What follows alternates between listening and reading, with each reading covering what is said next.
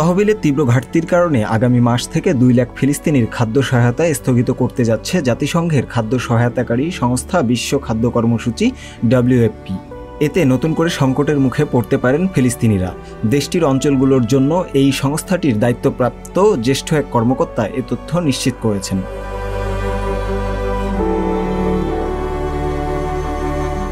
WFPর country director সামের Abdel Jaber জানিয়েছেন, তীব্র তহবিল ঘাটতির কারণে বেদনাদায়ক এই বিকল্প বেছে নিতে বাধ্য হয়েছে WFP।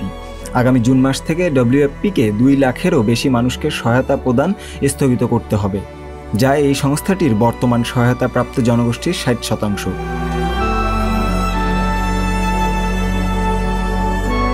খাদ্য সহায়তা পাওয়া সবচেয়ে বেশি ক্ষতিগ্রস্ত পরিবারগুলো গাজা এবং পশ্চিম তীরে রয়েছে। এর মধ্যে গাজায় খাদ্য নিরাপত্তাহীনতা এবং দারিদ্রতা সবচেয়ে বেশি। জাতিসংঘের এই সংস্থা দরিদ্র ফিলিস্তিনিদের জন্য প্রতি মাসে জনপ্রতি $10.30 মার্কিন মূল্যের মাসিক ভাউচার এবং খাবারের প্যাকেট সহায়তা হিসেবে দিয়ে থাকে। তবে সহায়তা স্থগিতের সর্বশেষ এই সিদ্ধান্তের কারণে উভয় কর্মসূচি ক্ষতিগ্রস্ত হবে।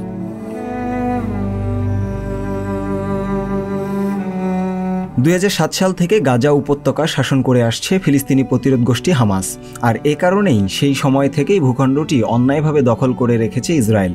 ফিলিস্তিনি এবং জাতিসংঘের রেকর্ড অনুসারে ফিলিস্তিনি ভূখণ্ডে 23 লাখ মানুষ বসবাস করে।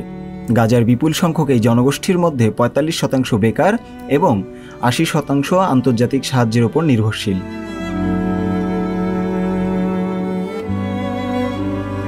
অবশ্য গাজা এবং পশ্চিম তীরে 1,40,000 মানুষকে জাতিসংঘের এই সংস্থা সহায়তা দেওয়া অব্যাহত রাখবে বলে জানিয়েছেন আবদেল জাবের।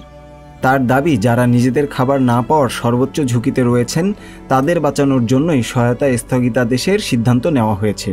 এমনকি তহবিল না পাওয়া গেলে WFP চলতি বছরের আগস্টের মধ্যে খাদ্য এবং নগদ সহায়তা সম্পূর্ণভাবে স্থগিত করতে বাধ্য হবে বলেও জানান তিনি।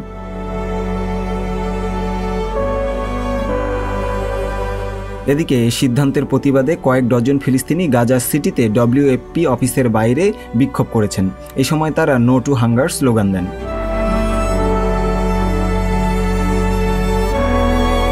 ফারাজ আল মাসরি নামে 2 সন্তানের বাবা জানিয়েছেন, অর্থ সহায়তার ভাউচার হলো জীবন।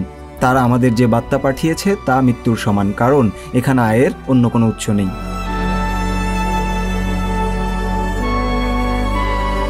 আন্তর্জাতিক ডেস্ক, সংবাদ প্রকাশ।